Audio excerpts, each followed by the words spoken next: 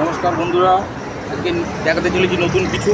দেখতে পাচ্ছেন এই গাড়ি স্টার্ট হচ্ছিল না, তো আপনারা এতে ফুয়েল পাম্প হয় BS6 গাড়ি, তো পাম্প কী করে চেক করবেন? এইভাবে দুটো তার নিয়ে নিতে হবে আর এইভাবে চেক করতে হবে। যদি পাম্প ভালো থাকে তাহলে তেল আসবে ভালো করে, স্পিডে পাম্প তেল আসবে। দেখতে পাচ্ছেন তেল আসছে, এই যে তেল আসছে।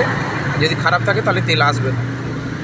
দেখছেন হু করে তেল আসছে, এই যে দেখতে পাচ্ছেন এখানটায় দেখো,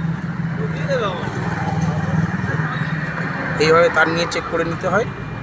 দেখতে পাচ্ছেন তেল আসছে, এই যে একটা 12 ভোল্ট ব্যাটারি নিয়ে নিতে হবে, নিয়ে এমনি পাম্পকে দুটো তার দিয়ে এইভাবে পাম্প চেক করতে হবে। দেখছেন তেল আসছে, হু করে আসছে।